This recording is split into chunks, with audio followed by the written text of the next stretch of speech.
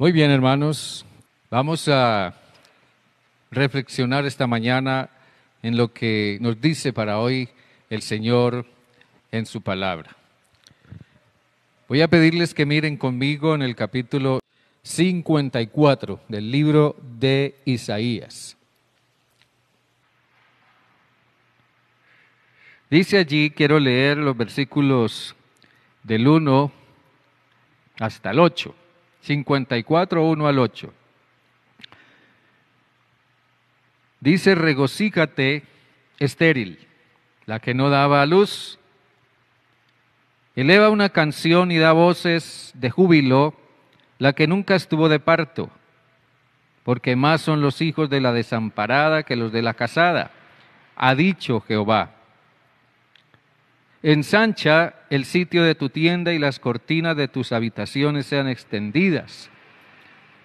No seas apocada, alarga tus cuerdas y refuerza tus estacas, porque te extenderás a la mano derecha y a la mano izquierda. Tu descendencia heredará naciones y habitará las ciudades asoladas. No temas, pues no serás confundida. No te avergüences, porque no serás afrentada, sino que te olvidarás de la vergüenza de tu juventud y de la afrenta de tu viudez no tendrás más memoria. Porque tu marido es tu hacedor, Jehová de los ejércitos es su nombre. Él es tu Redentor, el Santo de Israel, el que será llamado Dios de toda la tierra. Porque como a una mujer abandonada y triste de espíritu te llamó Jehová, como a la esposa de la juventud que es repudiada, dice el Dios tuyo. Por un breve momento te abandoné, pero te recogeré con grandes misericordias. Con un poco de ira escondí mi rostro de ti por un momento, pero con misericordia eterna tendré compasión de ti, dice Jehová tu Redentor. Permítanme orar, por favor. Dios bueno, gracias de nuevo te damos por esta mañana, por este tiempo tan especial, por este tiempo de alabanza. Y ahora, Señor, habla a nuestros corazones y ministra a nuestro ser tu santa palabra, porque necesitamos también hoy profundamente esa palabra, Señor, que nos edifique y nos fortalezca. Señor Dios, gracias porque siempre tienes una palabra para nuestras vidas. Que tu Santo Espíritu nos guíe y también nos ayude a acoger esa palabra en nuestros corazones. En el nombre de Jesús te lo rogamos, oramos hoy y por siempre. Amén y amén. Bueno, este pasaje que acabamos de leer se ubica en un contexto muy singular, muy especial, y un contexto que en alguna manera tiene mucha semejanza con lo que nosotros continuamos viviendo hoy. Este texto nos enseña, lo que acabamos de leer, nos enseña que no importa las circunstancias, el mantener la visión en el propósito de Dios nos permitirá expandirnos hacia mejores horizontes.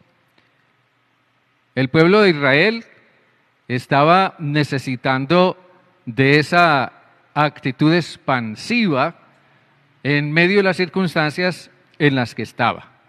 Por eso quiero que esta mañana pensemos en lo que es el concepto de la visión expansiva.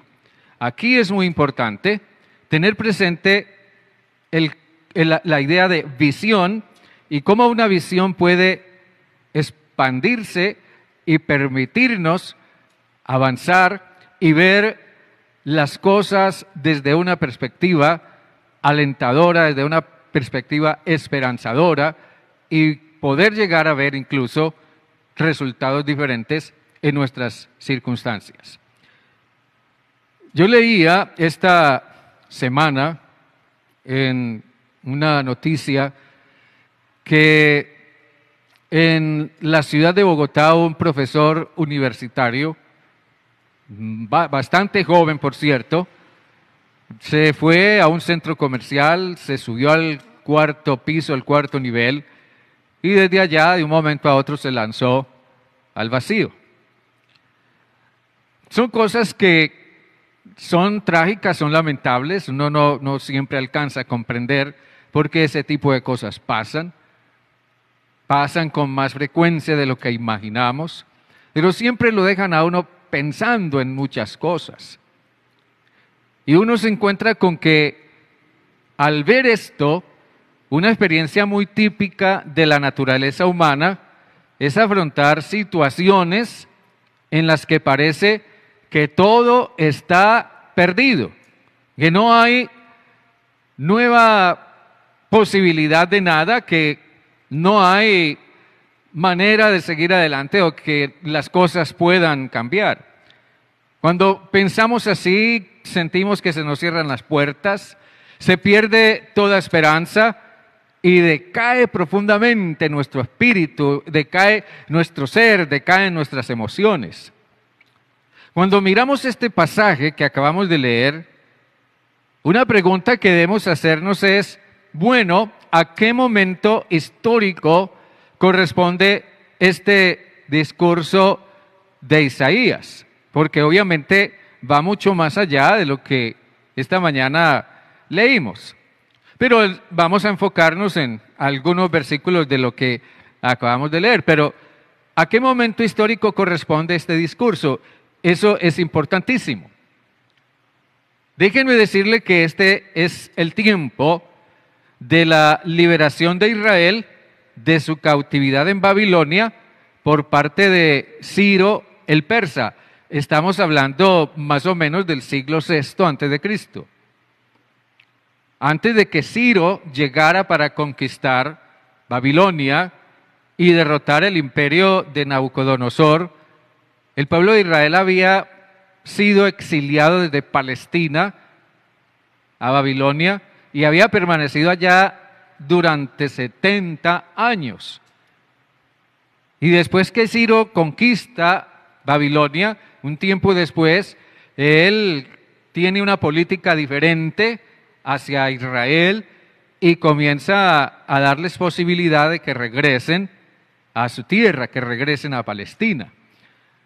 La mayoría de las personas de los judíos que estaban en Babilonia, cuando Ciro vino para conquistarla, no conocían Palestina, porque muchos de ellos nacieron en Babilonia y se criaron y se formaron ahí. No conocían Palestina, no tenían ni idea Palestina qué era, ni dónde estaba y qué posibilidad ellos tendrían alguna vez de ir allá. De modo que no conocían Palestina. Pero Ciro dio la oportunidad de que los judíos pudieran comenzar a retornar a su tierra.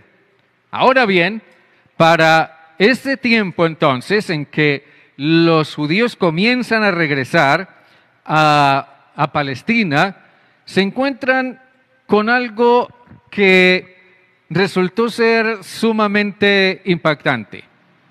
La ciudad de Jerusalén, que era la capital, estaba en ruinas y estaba en una profunda soledad. En el versículo 9 del capítulo 52, por ejemplo, se habla de la soledad de Jerusalén. Dice el versículo 9, capítulo 52, cantad alabanzas, alegraos juntas, ruinas de Jerusalén, porque Jehová ha consolado a su pueblo, ha redimido a Israel. Así que Jerusalén estaba en ruinas. Y de igual manera estaban la mayoría o las más importantes ciudades de Palestina en ese entonces. Así que después de mucho tiempo de sufrimiento, de mucho tiempo de permanecer en el exilio, después de mucho tiempo de cuestionar a Dios, de reclamarle a Dios, ¿ya? Por ese mismo tiempo, en medio de todas esas circunstancias, se dio, dice un historiador, se dio una reinterpretación más profunda de la fe de Israel. Esto hizo que el pueblo de Israel reevaluara su fe, reinterpretara su fe. Esto hizo que el pueblo de Israel allá se reinventara en esa situación. Pero también, de alguna manera, durante este tiempo, se levantó una voz profética. Se levantó la voz del profeta Isaías con un mensaje de consuelo, con un mensaje de esperanza para el abatido pueblo de Israel, quienes ya consideraban perdida su ciudad, la ciudad de Jerusalén que amaban tanto, consideraban perdida también por ende su esperanza. Ahora se trataba entonces, en medio de esa situación, de reconstruir la fe y la esperanza. Este es un llamado básicamente, lo que el profeta Isaías le predica aquí a esos emigrantes judíos que estaban regresando a Palestina, era que se trataba de reconstruir la fe y la esperanza. Es un llamado básicamente a salir de una forma de pensar o a una forma de esperar el futuro que para estos emigrantes que regresaban a Palestina se había vuelto sumamente estrecha. Su esperanza se había vuelto sumamente estrecha o pesimista. En este pasaje hay personas que parecen estar en una situación de todo está perdido. No hay esperanza ya de nada. Y eso trajo como consecuencia un profundo desánimo y una profunda desesperanza. Veamos aquí varias cosas. A la luz de esto que acabamos de decir, nosotros nos encontramos con personas que están en una situación de estrechez. En el versículo 1, en la primera parte del capítulo 54, dice: regocíjate, estéril, la que no daba luz. Eleva una canción y da voces de júbilo, la que nunca estuvo de parto. Miren bien eso que el profeta describe ahí. La estéril, la que nunca estuvo de parto, la que no daba a luz. Personas, eso indica que personas están en una situación de estrechez. Déjenme explicarles esto. Eso es lo que sugiere este versículo. Una situación en la que la vida se percibe como en un embudo. Estar como metido en un embudo es de pronto salir de una situación holgada y cómoda para verse en una situación en la que uno se siente atrapado y como estancado, como que se siente en alguna forma sin sentido de esperanza de que las cosas puedan ser diferentes. Hemos dicho que es el tiempo en la historia de Israel del cautiverio y el retorno. Y aquí hay una circunstancia sumamente paradójica, en la que en esa circunstancia se ha perdido la libertad, se han perdido los sueños y se ha perdido en gran parte la esperanza. Y ahora, para colmo, al regresar a la tierra natal, la encuentran en ruinas y abandonada.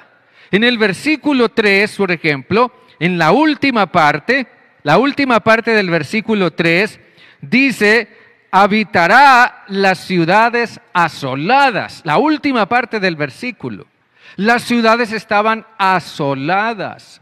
Asoladas significa que estaban completamente en ruinas, con muy poquitos sobrevivientes que habían permanecido ahí por años, pero ya no eran las mismas ciudades populosas, las mismas ciudades bulliciosas y llenas de gente y de mercado y de comercio y de diferentes actividades. No, eran ciudades asoladas.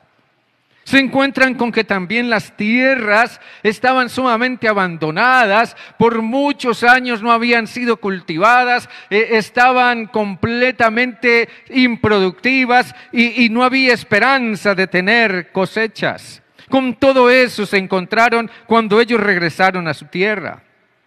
Por tanto, el estilo de vida que se asumió en esas circunstancias fue determinado por la premisa: todo está perdido. Porque eso parecía que era lo que indicaban las circunstancias. Nosotros, los seres humanos, tenemos muchas maneras de decir o de demostrar que todo está perdido. Por ejemplo, cuando nos desanimamos, cuando experimentamos un profundo desánimo, es como si dijéramos, todo está perdido. O también cuando simplemente nos conformamos, cuando no somos lo suficientemente creativos y emprendedores y nos conformamos a las circunstancias, simplemente pensamos, al fin de cuentas ya no hay mayor cosa que hacer, todo está perdido. Cuando nos llega la frialdad espiritual, simplemente es una manera de decir también, esto no tiene sentido, no hay posibilidad de seguir adelante. Ahora, ¿por qué digo esto? Porque eso simplemente indica que nuestra mente se ha detenido en una especie de presente inmutable, en el que nada sucede, en el que nada cambia, en el que el crecimiento se ha detenido. Algo nos obstaculiza mirar hacia adelante. Piense usted en el pueblo de Israel, 70 años en el cautiverio y después tienen oportunidad de retornar a su tierra. Pero piense usted en ese pueblo, era también gente. Era gente como nosotros. Israel era gente, era familias, era padres, era hijos, era obreros, era artesanos, era personas que desempeñaban diferentes profesiones. Eso era Israel. Y esa gente de improviso se vieron, a causa quizás de sus errores, se vieron desterrados de su tierra, se vieron exiliados en otra tierra, en donde tuvieron que aprender a adaptarse y, como dice el dicho, a adorar a Dios en tierra ajena. Ahora observen ustedes que el tiempo, una vez que ellos fueron llevados al exilio, el tiempo comenzó a pasar. Todo se volvió una rutina terrible a la que tuvieron que aprender a acostumbrarse. Y durante años y años nada cambiaba, nada se vislumbraba, todo era amargamente monótono. Estaban en una situación estrecha, terriblemente estrecha. Y al regresar a su tierra, Palestina, se encuentran con que el panorama es igualmente desolador y ofrece muy poca esperanza. Sí, era una situación aún más estrecha. El profeta Isaías describe esa situación como la de una mujer estéril o que no puede tener hijos. Es una situación difícil que aparentemente no ofrece salida.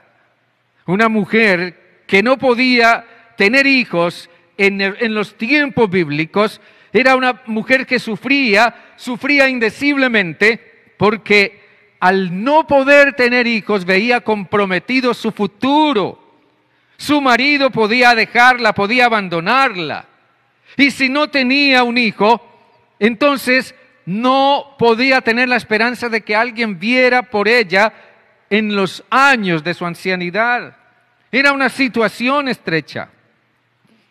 Nosotros, al mirarnos en esa circunstancia a nosotros mismos, al traer nuestra propia situación ante el ejemplo, la figura que vemos aquí, no podemos menos que pensar que también nosotros nos volvemos estériles cuando nuestro corazón deja de creer.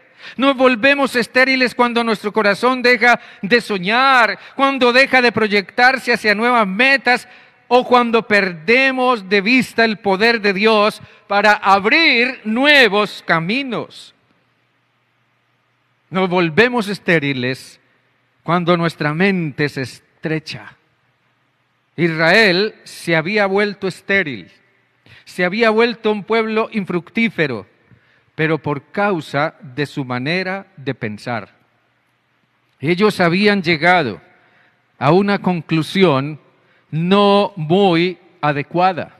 En el capítulo 49, en los versículos 14 y 15, miren lo que dice.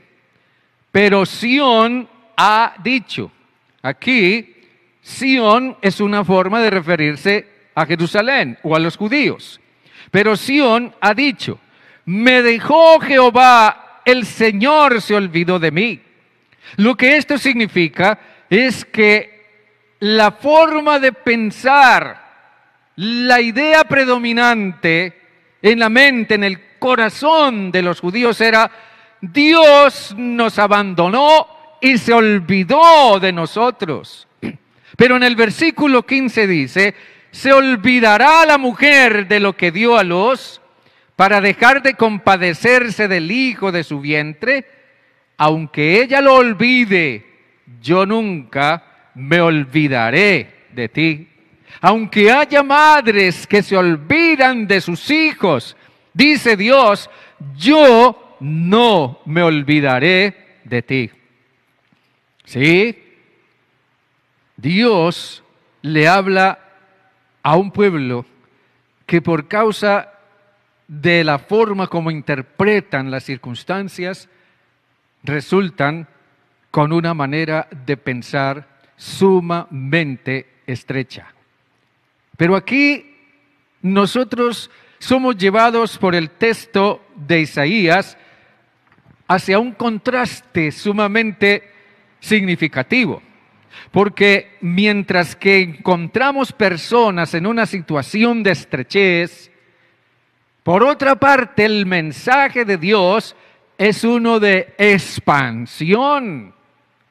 En la última parte del versículo 1 dice, porque más son los hijos de la desamparada que los de la casada. Y termina el texto diciendo, esto ha dicho Jehová.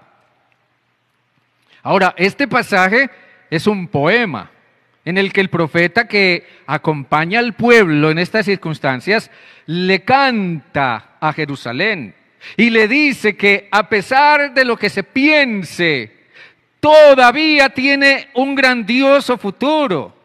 Le dice que cuando se pensaba que quedaría desierta y en ruinas para siempre, entonces los emigrantes volverían y volverían en grandes cantidades y Jerusalén volvería a ser una ciudad habitada. El profeta le canta a Jerusalén y le dice, la mujer estéril va a ser madre de una gran multitud. No será entonces como muchos se imaginaban, porque todo estaba bajo el control y el designio de Dios. El mensaje de Dios tiene, en este caso ante todo, el propósito de corregir nuestra manera de pensar. Tiene el propósito de librarnos de nuestra estrechez mental. Aquí tenemos que dejar algo en claro. Este mensaje representa ante todo una cosa. Dios llevó al pueblo de Israel al exilio en Babilonia y comenzó un trato muy singular con su pueblo. Dios permitió que Israel regresara, retornara a su tierra en Palestina y el trato de Dios con ellos continuaba. Y al momento en que el pueblo de Israel está retornando a su tierra, Dios todavía no ha terminado con Israel. Sí, ha tratado con ellos durante 70 años en el exilio, pero su propósito con ellos continúa. Nosotros no podemos olvidar que el propósito de Dios continúa con su iglesia y que nosotros como iglesia todavía seguimos alineados en el propósito de Dios. Dios no ha terminado con Israel a la luz del texto de Isaías. Por tanto, podemos pensar que Dios tampoco ha terminado con nosotros. Aunque ellos piensen que Dios se olvidó, entonces Dios afirma: nunca me olvidaré de ti. Aunque ellos piensen, Dios nos abandonó, Dios dice: nunca te dejaré ni te abandonaré. Aunque ellos piensen, hemos perdido las fuerzas, Dios dice: yo estoy contigo, yo soy tu Dios que te esfuerzo. Aunque ellos digan, todo está perdido, Dios dice: más son los hijos de la desamparada que los de la casada. Una cosa trascendental que el profeta hace aquí es ser usado por Dios para reconstruir la imagen de Dios en la fe de Israel. Y les hace ver que ese Dios tiene en su mano el control de todas las cosas. En el versículo 5 dice: porque tu marido es tu hacedor, Jehová de los ejércitos es su nombre. Él es tu redentor, el Santo de Israel, el que será llamado Dios de toda la tierra.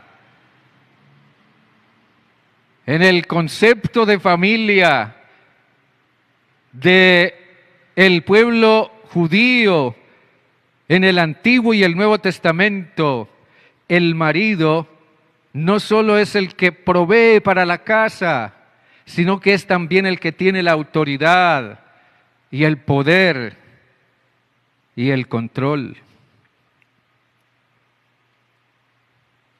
Piense, personas o comunidades que han experimentado tragedia, que han experimentado grande pérdida, que han experimentado dolor profundo, necesitan ante todo que se les ayude a reconstruir la imagen de Dios, que se les ayude a reconstruir el concepto o idea de Dios, que se hagan a una correcta, sana y adecuada imagen de Dios. Yo creo que el tamaño de nuestra esperanza está en relación con la idea que tengamos de Dios. Está en relación con la idea que tengamos de Dios. Por eso, en el versículo 6 dice: porque como a una mujer abandonada y triste de espíritu te llamó Jehová, como a la esposa de la juventud que es repudiada, dice el Dios tuyo. Y en el capítulo 52, en el versículo 6, capítulo 52, en el versículo 6 dice: por tanto, mi pueblo conocerá mi nombre en aquel día, porque yo mismo que hablo, he aquí estaré presente.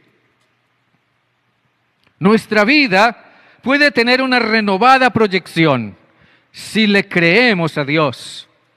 Pero más allá de creerle a Dios, si creemos también que Él es lo suficientemente capaz de hacerlo. Si creemos que Dios es capaz y tiene el poder de levantarnos otra vez, si creemos que Dios es capaz y tiene el poder de darle un nuevo sentido a nuestra vida, si creemos que Dios es capaz y tiene el poder de llevarnos hacia nuevos horizontes, si creemos que Dios es capaz y tiene el poder de traerle una renovación profunda a nuestro ser. Piense en el caso de Abraham y Sara. Dios les prometió un día un hijo, Pasaron los años, hasta que ambos estuvieron ya muy ancianos y el hijo no llegaba. Pero un día Sara resultó esperando a un hijo de Abraham. Sara era estéril, toda su vida fue estéril. Nosotros siempre pensamos en la fe de Abraham y eso está muy bien. Pero pensemos también en la fe de Sara, que fue la que concibió el hijo en su vientre. Pero Sara junto con Abraham tuvo que aprender a creerle a Dios. Y tuvieron que aprender a creer que Dios era capaz de hacerlo. Y Dios lo hizo. Así que nuestra vida aún puede expandirse. Nuestra vida todavía puede y debe dar mayor fruto. Nuestra vida todavía puede experimentar más cambio si le creemos a Dios. Y si creemos que Él puede darle un renovado sentido a nuestra vida.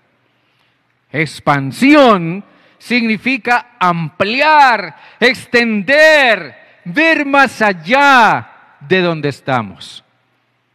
Podernos sobreponer, podernos subtraer de la estrechez mental o emocional en la que tienden a sumirnos las circunstancias.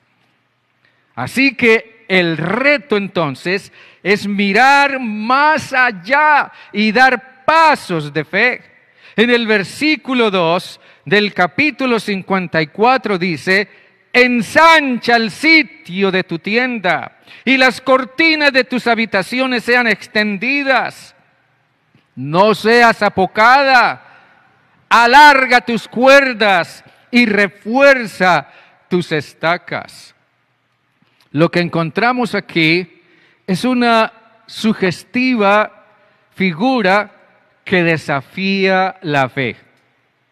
Miren bien, una sugestiva figura que desafía la fe.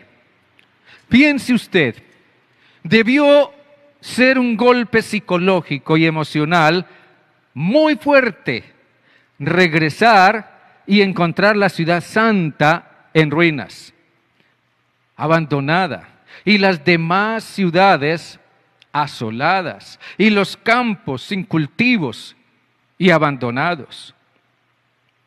Eso casi que se parece a la letra de la canción aquella, que dice: ya no vive nadie en ella, y a la orilla del camino silenciosa está la casa. Se diría que sus puertas se cerraron para siempre sus ventanas. Así que al encontrarse con ese panorama, el pensamiento inmediato fue: esto está perdido, no hay nada que hacer. Pero ese es un pensamiento que puede ser cambiado por otro positivo y creativo.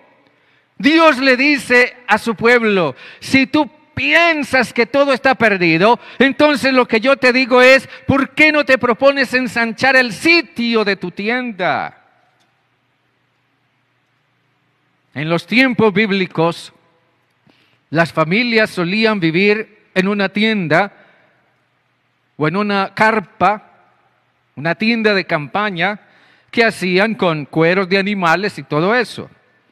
Generalmente la tienda era solo para albergar, por decir, una pareja, esposo y esposa.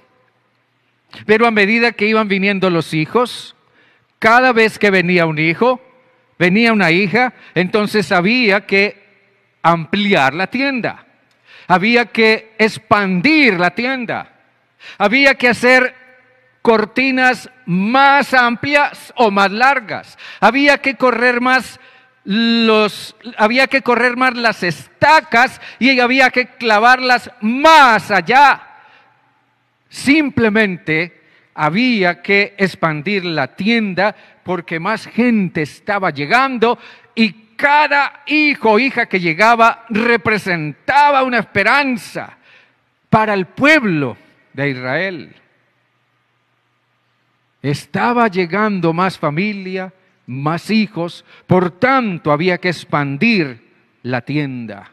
Son muy importantes las palabras ensanchar, que significa agrandar, extender. Y esa palabra tiene que ver con el término simplemente de expandir. Ahora bien, piense usted que Dios nos da a nosotros un gran ejemplo. Dios se sobrepuso Él mismo a la tragedia del pecado que afectó su proyecto del hombre idóneo. Si usted lee el libro del Génesis, los primeros 3 capítulos, entonces usted podrá comprender que cuando Dios creó a Adán y a Eva, Dios creó hombre y mujer y los puso a vivir sobre la tierra. Dios tenía un gran proyecto para con esa pareja de seres humanos que creó. Ese era el proyecto del hombre idóneo, del ser humano idóneo. Pero cuando Adán y Eva desobedecieron, se rebelaron contra Dios, entonces eso trajo al mundo la terrible tragedia del pecado con todas sus secuelas y consecuencias que la humanidad ha estado viviendo por siglos. Sí, se vino abajo el proyecto de Dios por la tragedia del pecado. Pero Dios no se arredró. Dios puso en marcha un nuevo proyecto. Dios puso en marcha el proyecto del hombre nuevo, el proyecto del hombre redimido, el proyecto del hombre rescatado de las consecuencias del pecado, encaminado a crear una nueva humanidad. Por eso Dios envió a su Hijo Jesucristo, y porque Jesucristo vino y murió y resucitó, es que existe la iglesia. La iglesia simplemente es la evidencia, es la señal visible de que ese proyecto nuevo de Dios para con la humanidad está haciéndose real. Lo que Dios hizo fue ensanchar su tienda. Dios ensanchó su tienda porque Dios sabía que había esperanza. Y Dios nos comunica a nosotros esa esperanza.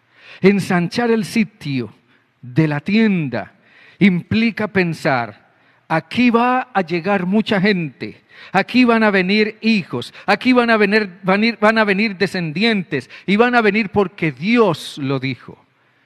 Ahora, si aplicamos en términos más prácticos esa figura, podríamos decir que ensanchar nuestra tienda equivale a ensanchar nuestra visión, equivale a ensanchar nuestra mentalidad, equivale a ensanchar nuestra idea de Dios, equivale a ensanchar nuestra esperanza, equivale o implica pensar, aquí todavía hay mucha posibilidad para muchas cosas.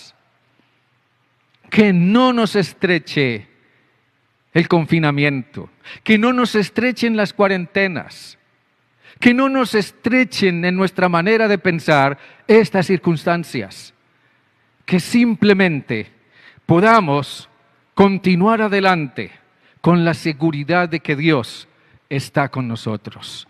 Mientras Dios esté con nosotros, hay posibilidad de todo. Hagamos lo que nos es dado hacer en estas circunstancias. Porque hay cosas que no podemos hacer por ahora, pero hagamos lo que nos es dado hacer. Pero también estemos listos para lo que podamos hacer cuando tengamos nueva oportunidad. Porque esa oportunidad llegará, esa oportunidad vendrá. El pueblo de Israel en el exilio llegó a pensar, no, nunca va a volver oportunidad, nunca vamos a tener oportunidad de volver a nuestra tierra. Pero ese día llegó, porque Dios es el que tiene el control y las cosas se hacen por designio de Él. Confiemos en ese Dios. Tengamos una idea clara de que no solo se trata de creer en lo que ha dicho, sino también de creer que Él lo hará. Y a su tiempo lo hará. Hermanos, fortalezcámonos en el Señor y afirmemos en Él nuestra esperanza. Amén y amén. Dios bueno, tú eres Dios grande y maravilloso. Dios omnipotente. Razón tenía el profeta cuando al cantarle a Jerusalén le dice: regocíjate, alégrate estéril, porque aunque ahora veas que las circunstancias no son las mejores, van a llegar tiempos en los que te vas a sorprender y te vas a alegrar y vas a cantar una nueva canción y vas a dar voces de júbilo. Tú que creías que no era posible, pero Dios lo hizo posible. Dios hoy creemos que no es diferente. Dios, tú sigues siendo el mismo Dios de Isaías, el mismo Dios del Antiguo Testamento. Eres el mismo Dios que nos reveló Jesús. Ese es el mismo Dios que está con nosotros hoy. Y nosotros somos tus hijos, tus hijas, tu pueblo.